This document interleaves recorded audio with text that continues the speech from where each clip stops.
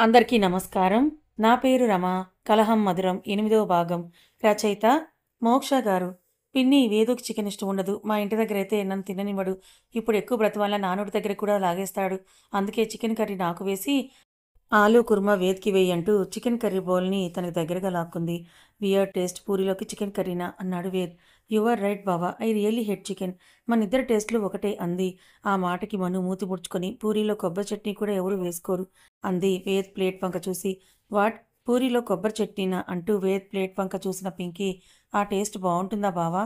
అని అడిగింది. నాకు నచ్చుతుంది. నువ్వు తిని నువ్వే చెప్పు అని పూరీని తుంచి పింకీ నోటికందించాడు. అది తిన్న పింకీ ఐ రియల్లీ హేట్ కొబ్బరి చట్నీ, కానీ నీ చేత్తో తినిపించావు కదా!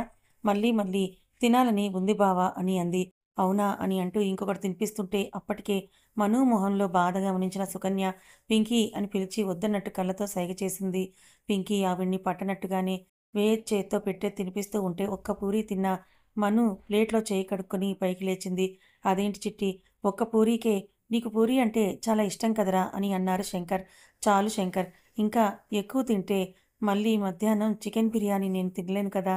నేను కొన్ని పాలు కాచుకొని తాగుతానులే అని కిచెన్ వైపుకి వెళ్తుంటే ఆమె వెనకే వచ్చిన సుకన్య మనుని అడిగింది. పింకీ ఏదో చిన్నపిల్ల, తెలిసి తెలియని వయసులో ఏదేదో చేస్తోంది అని నచ్చచెప్పే ప్రయత్నం చేసింది సుకన్య. అది కావాలనే నా మీద రివెంజ్ ప్లాన్ చేసింది పిన్ని. శంకర్ దానికంటే నన్నే ఎక్కువగా గారం చేస్తాడని ఇప్పుడు వేదు దగ్గర అది గారాలు పోతోంది. రేపు దానికి పెళ్ళైతే వాళ్ళ ఆయన వస్తాడు కదా! అప్పుడు నేను కూడా ఆడుకుంటానులే దాంతో అన్న మను మాటలు సుకన్య ఊపిరి పీల్చుకున్నారు. హమ్మయ్య! చిట్టి పింకీని తప్పుగా అర్థం చేసుకోలేదని మనసులో అనుకొని పాలు నేను తీసుకొస్తాలే. నువ్వెళ్ళి బాబాయ్ దగ్గర కూర్చో అంది. పర్లేదులే, ఒక్కదానివే ఎన్ని పనులను చేస్తావు అని సుకన్యని పంపించేసి పాలు కాచుకొని తెచ్చుకొని వేద్ పక్కన కూర్చుంది మను.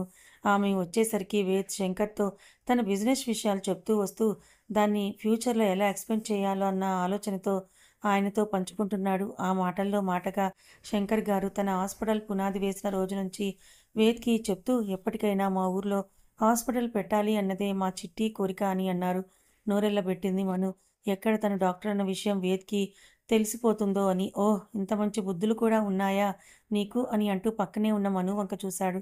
పాలు తాగుతుంటే మను మూతికంటుకున్న పాల మీసం చూసి నవ్వుతూ మునివేళ్లతో దాన్ని తుడుస్తుంటే సిగ్గుతో తల వంచేసుకుంది తను. వాళ్ళిద్దరి సఖ్యత చూసి ముచ్చట పడ్డారు శంకర్. మను కాసేపు శంకర్‌తో మాట్లాడి కిచెన్‌లో సుకన్య ఒక్కతే కుస్తీలు పడటం చూసి తనొక చెయ్యి వేసింది. ఆ పనంతా అయ్యాక మళ్ళీ లివింగ్ రూమ్‌లో చూస్తే తనకి వేద్ కనపడలేదు. పింకీ కూడా లేదక్కడ. వాళ్ళిద్దరు పైనుండుంటారులే అనుకుని సుకన్యతో శంకర్ కబుర్లు చెప్తూ టైం అయింది. లంచ్ టైం కూడా గమనించలేదు మీరు. పింకీ వచ్చి టైం గుర్తు చేసేంత వరకు లంచ్ అయ్యాక వేద్ కునికిపాట్లు తీయడం చూసి కాసేపు రెస్ట్ తీసుకోమని పైన బెడ్రూమ్ పంపిస్తే పొద్దుట్నుంచి పని చేసి అలసిపోయిన సుకన్య కూడా కాసేపు నడుము వలుద్దామని తన రూమ్‌కి వెళ్ళిపోయింది. అటు శంకర్ గారికి కూడా ఏదో ఎమర్జెన్సీ కేస్ వచ్చేసరికి ఆయన వెళ్ళిపోతే ఇంక మిగిలింది పింకీ, మనునే. ఇద్దరికీ ఏమీ ఊసిపోకపోతే పింకీ యూనో కార్డ్ తెచ్చిద్ది, ఆడుకుందామని కాసేపు ఆదుకున్నారు. మధ్య మధ్యలో వాళ్ళు గొడవపడ్డారు. ఆడుతూ ఆడుతూ మధ్యలో మనుకి నిద్రొచ్చి పింకీ భుజంపై వాలి నిద్రపోగానే ఆమె పడుకోవడంతో స్వీటీకి కూడా నిద్ర వచ్చి తను మనుని సోఫా మీద వదిలేసి తను తన రూమ్‌కి వెళ్ళిపోయింది. కాసేపటికి వేద్‌కి మెలకువ వచ్చి కిందకి వచ్చి చూస్తే తన సైజ్ కూడా సరిపోని ఆ సోఫాలో కింద పడిపోయేలా ఉన్న మనుని చూసి వెంటనే ఆమె దగ్గరికి వెళ్ళి తనని కాస్త వెనక్కి జరిపి ముద్దు అనేవాడే. ఎందుకో వాళ్ళ దగ్గర తనని తక్కువ చేయడం ఇష్టం లేక అమ్మడు అని అంటూ తన చెంపలు తడిమాడు. బద్ధకంగా కళ్ళు తెరిచిన తను ఎదురుగా ఉన్న వేద్‌ని చూసి పీకల దాకా బిర్యానీ తినేశాను కదా! మత్తుగా నిద్రొచ్చేసింది వేదు అని అంటుంటే అదేం పట్టని వేద్, సరేలే నాకు ఆఫీస్ నుంచి కాలొచ్చింది. అర్జెంటుగా వెళ్ళాలంట. నిన్ను ఇంటి దగ్గర దింపేసి నేను ఆఫీస్‌కి వెళ్తాను అని అన్నాడు వేద్. ఆ మాటకు చటుక్కున లేచి కూర్చున్న మను మొహం తుడుచుకుంటూ అప్పుడేనా, నాకసలు ఉన్నట్టే లేదు అని అంటుంటే మళ్ళీ ఇంకొకసారి ఎప్పుడైనా వద్దాంలే. నువ్వెళ్ళి మీ బాబాయ్ వాళ్ళకి చెప్పేసిరా అన్నాడు. సరే అని మను ఒళ్ళు విరుచుకొని సుకన్య దగ్గరికి వెళ్ళింది. నిద్రలో ఉన్న తనని లేపి వెళ్తున్నామని చెప్పగానే ఆమె మొహం వాడిపోయింది. అప్పుడేనా చిట్టి, సాయంత్రానికి భోజనం చేసేసి అప్పుడు వెళ్ళొచ్చు కదా అంది. వేదు అర్జెంటుగా ఆఫీస్‌కి వెళ్ళాలి అంటే మళ్ళొకసారి తీసుకొస్తానంటున్నాడు. అర్జెంటుగా వెళ్ళాలంట అంది మను. మీ బాబాయ్ కూడా ఇంట్లో లేరు టైంకి అని అనుకుని కబోర్డ్ నుంచి 2 కవర్లని బయటకు తీసి పద అని అంటూ మనుని వేద్ దగ్గరికి తీసుకొని వెళ్తుంటే ఇప్పుడు ఇవన్నీ ఎందుకు అంది మను. ఇప్పుడు కాకపోతే మీ పెళ్ళైన 10 ఏళ్ళకి పెడతారా? ఆయనే తీసుకుని రావాలని చూడకు. నీకెప్పుడు రావాలనిపిస్తే అప్పుడే వచ్చేసేయ్ ఇక్కడికి అని అంటూ మనుకి బొట్టు పెట్టి ఆ కవర్ని చేతిలో ఉంచి ఆ చీరని ఆమె చేతిలో పెడుతూ కలర్ నచ్చిందని అడిగింది. నీ సెలక్షన్కే అని అంది మధు. నువ్వు త్వరగా ఎంఎస్ చదివేసి అనుకున్నట్టుగా ఊర్లో హాస్పిటల్ పెట్టి మన పింకీ పెళ్లి టైంకి 2 పిల్లలతో ఉండాలి అని అంటూ మనును దగ్గరగా తీసుకొని ముద్దు పెట్టుకున్నారు. మను ఆ మాటకి చిన్నగా సిగ్గుపడి మరైతే వెళ్తున్నా అంది. ఆవిడ వేదికి కూడా బట్టలు పెట్టాక కానీ ఇద్దరిని ఇల్లు దాటనివ్వలేదు. అక్కడి నుంచి వచ్చేస్తుంటే వాడిపోయిన మను మొహం చూసి అదేంటి మన పెళ్లిలో నీ అప్పగింతలప్పుడు కూడా ఇంత బాధపడలేదు. మరిప్పుడు అలా ముభావంగా ఉన్నావే అని తననడిగాడు వేద్. అప్పుడు మా వాళ్ళని వదిలొచ్చేస్తున్నా నువ్వున్నావన్న నమ్మకం. కానీ ఇప్పుడు ఆ నమ్మకం లేదు కదా అని మనసులో అనుకుని ఏమీలే మా వాళ్ళతో కంటే నాకు మా బాబాయ్ వాళ్ళతోనే చనువెక్కువ అంది. వీలైతే మళ్ళీ వద్దాంలే అన్నాడు. చిన్నగా నవ్విందే కానీ మరేం మాట్లాడలేదు. తను మౌనంగా ఉండటం నచ్చలేదు వేద్‌కి. పోనీ కార్ రివర్స్ చేయనా? ఉంటావా అక్కడ ఒక 2 రోజులు అంటూ గేర్ మారుస్తుంటే మను వేద్ చేయి పట్టుకొని వద్దులే దగ్గరే కదా ఇంకెప్పుడైనా వెళ్దాం అంది. గుడ్ గర్ల్ అని అంటూ తన బుగ్గగిల్లాడు వేద్. వావ్! అప్రయత్నంగా వావ్! ఆశ్చర్యంగా చూస్తున్న మనుని చూశాక అతను ఏం చేశాడో గుర్తుకొచ్చిన వేద్ గట్టిగా శ్వాస పీల్చి వదిలి స్టీరింగ్ పైన చేతులు వేసి కార్‌ని స్టార్ట్ చేశాడు. ఆ మర్నాడు ఓయ్ మొద్దు నిన్న మీ బాబాయ్ వాళ్ళ ఇంటికి వెళ్తున్నానని వంకపెట్టి చెప్పిన పని చేయలేదు. కానీ ఈరోజు అలా కాదు. ఆ కాపీ రైటింగ్ బుక్‌లో 2 పేజీలు ఫినిష్ చేయలేదు. వచ్చేసరికి గోడ కుర్చీ వేయిస్తా జాగ్రత్త అని అంటూ వార్నింగ్ ఇచ్చి వెళ్తున్న వేద్‌ని చూసి బుర్ర గిరగిరా ఊపి అతను కార్ ఆ కమ్యూనిటీ దాటి వెళ్ళిందనుకున్నాక వెంటనే తన ఫోన్ తీసి శంకర్‌కి కాల్ చేసింది. శంకరు నిన్న మీ ఆవిడ చేసిన బిర్యానీకేమో కడుపులో మొత్తం తేడాగా ఉంది. నేను ఇవాళ హాస్పిటల్ రావట్లేదు. నువ్వే మేనేజ్ చేయవా అని అంటూ చెప్పింది మను. ఏమేం చిట్టి నీరసంగా ఉన్నావా? కళ్ళు తిరుగుతున్నాయా? మీ పిన్నిని పంపించనా అని కంగారుగా అడిగాడు ఆయన. అదేం లేదులే అయ్యా. వేదున్నాడు కదా తననే చూసుకుంటున్నాడు నన్ను. అయినా నేను డాక్టరే. ఆ విషయం నువ్వు మర్చిపోకంది మను. గుర్తుందిలే చిట్టి. కానీ జాగ్రత్త. కుదురుగా పడుకోరా. అటూ ఇటూ తిరగకుండా అని అన్నారు. అలాగే అని ఆ కాల్‌ని కట్ చేసి టైం చూసుకుంది. దేవుడా! ఇంకొక పావుగంటలో ఫ్లైట్ అంటూ తన బ్యాగ్ తీసుకొని కిందకి వచ్చింది. తనొచ్చేసరికి ఊబర్ బైక్ వాడు రెడీగా ఉన్నాడు అక్కడ. వాడికి ఓటీపీ చెప్పి బైక్ ఎక్కి ఎయిర్‌పోర్ట్‌కి పొమ్మని చెప్పింది మధు. మను హడావిడికి 10 నిమిషాల్లో ఎయిర్‌పోర్ట్ చేరుకుంది మను. ఈలోపే వాడికి అమౌంట్ పే చేసి చెక్ ఇన్ అయ్యాక ఫ్లైట్‌లో ఎక్కి కూర్చున్న తర్వాత కానీ తనకి మనశ్శాంతి లేదు. హైదరాబాద్‌లో తను మీట్ అవ్వాలి అనుకున్న తన ఫ్రెండ్‌కి ఎయిర్‌పోర్ట్ దగ్గర రిసీవ్ చేసుకోమని మెసేజ్ పెట్టి ఫోన్ ఫ్లైట్ మోడ్‌లో పెట్టి ప్రశాంతంగా వెనక్కి వాలింది. ఒక అరగంట తర్వాత ఫ్లైట్ బేగంపేట ఎయిర్‌పోర్ట్‌లో ల్యాండ్ అవ్వగానే తన ఫోన్ ఫ్లైట్ మోడ్ నుంచి తీసి తన ఫ్రెండ్‌కి కాల్ చేస్తుంది. రేయ్ పంది వచ్చావా అంటూ. నీకోసమే వెయిటింగ్ ఇక్కడ. నువ్వెక్కడ అన్నాడతను. వచ్చేస్తున్నాను. ఇంకొక 5 మినిట్స్ అంటూ తన హ్యాండ్ బ్యాగ్ భుజానికి తగిలించుకొని ఫ్లైట్ దిగేసింది. ఎయిర్‌పోర్ట్ లాంజ్‌లోకొచ్చాక అతని కోసం చుట్టూ కళ్ళతో వెతుకుతూ ఉంటే దూరంలో కనిపించిన మనిషి దగ్గరికి పరుగు పరుగున వెళ్ళింది మను. అతనికేమో మను హైట్ తెలియక అతను ఎగిరి ఎగిరి మనుని వెతుకుతూ ఉంటే రేయ్ పంది ఇక్కడ అని అంటూ వినిపించిన ఆ గొంతుకి తలదించి చూశాడు. ఎదురుగా ఉన్న మనుని చూసి ఓ సారీ నీ హైట్ మర్చిపోయాను వెటకారంగా అని. అవును ఇంతకీ ఏం పని నాతో అని అన్నాడు. అమ్మాయి పేరు లిల్లీ. మా ఆయన ఎక్స్ పర్సనల్ సెక్రటరీ. తను ఎక్కడున్నా కూడా వెతికి తీసుకొని మరీ రావాలి అని అంది మను. ఏంటి వచ్చి రాగానే రా అలా రెస్టారెంట్‌కెళ్ళి మాట్లాడుకుందాం అన్నాడతను. ఎక్కడికి వెళ్ళేది? నాకు ఇంకొక అరగంటలో ఫ్లైట్ ఉంది. ఇంట్లో చెప్పి కూడా రాలేదు. మా ఆయన వచ్చేలోపు ఇంటికి వెళ్ళిపోవాలి అని అంది. మీ ఆయన అంటూ అతను కాసేపు ఆలోచించి ఓకే. I got it. మీ ఆయనకి వాళ్ళ సెక్రటరీకి సీక్రెట్‌గా ఏదో సంబంధం ఉంది. ఆ విషయం నీకు తెలియకూడదని తనని కనిపించకుండా దాచేశాడు. అదేనా మ్యాటరు అని అడిగాడతను. కాదు అని భయం భయంగా చుట్టూ చూస్తూ నీకిప్పుడు చెప్పే టైం కూడా లేదులే కానీ నేను వైజాగ్ వెళ్ళాక ఫోన్ చేసి వివరంగా చెప్తాను. ముందా పని చూడు అని అంది. ఆ అమ్మాయి డీటెయిల్స్ అన్నీ చెప్పు అని అంటూ తన పాకెట్ నోట్స్ పెన్ తీసుకున్నాడు. పేరు లిల్లీ. మా ఆయన పర్సనల్ సెక్రటరీ అంటూ వేద్ విజిటింగ్ కార్డ్ అతని చేతిలో పెట్టి ఇదే మా ఆయన కంపెనీ అంది. ఓయ్ కళ్ళు పెద్దవి చేసి తన డీటెయిల్స్ ఇంకేం తెలియదా అన్నాడు. తెలిస్తే నీ దగ్గరికి ఎందుకు వస్తానురా పంది అని తిట్టింది. కనీసం ఫోటో అయినా అన్నాడు.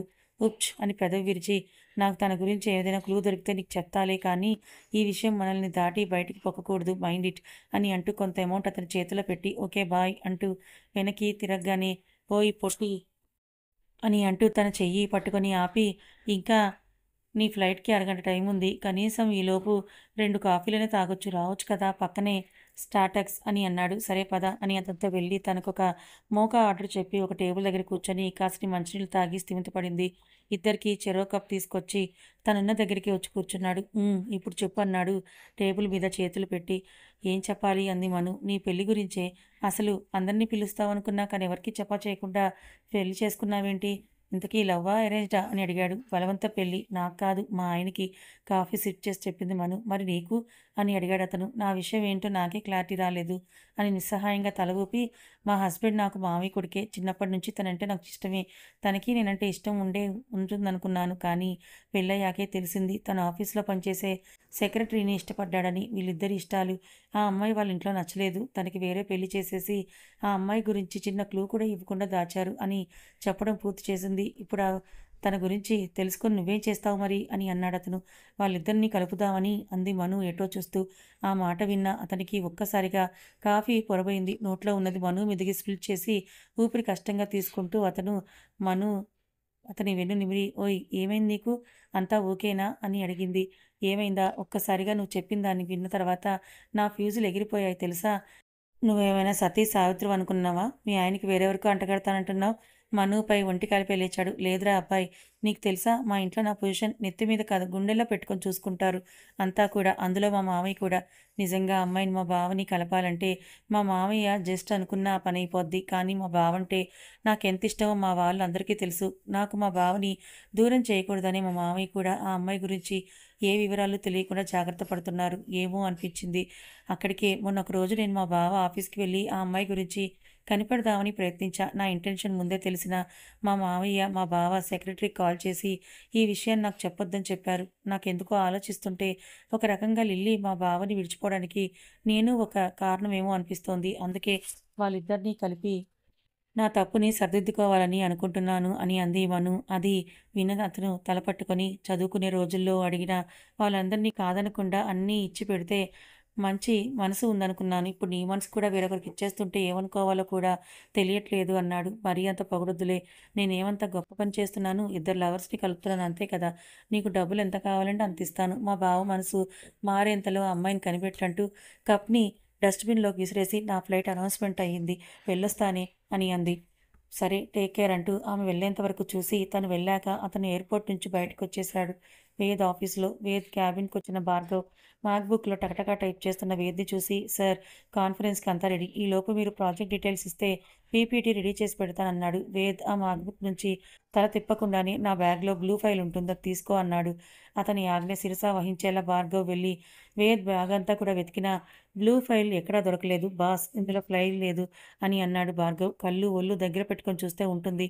నీకు నా పెళ్ళాంలాగా కళ్ళు నెత్తినుంటాయి అని సనుక్కుంటూ వచ్చి బ్యాగ్ చెక్ చేసిన వేద్‌కి నిజంగానే ఫైల్ కనపడకపోయేసరికి కళ్ళు చిట్లించిన వేద్‌ని చూసి మీరు ఒళ్ళు కళ్ళు దగ్గర పెట్టుకొని చూసారా సార్?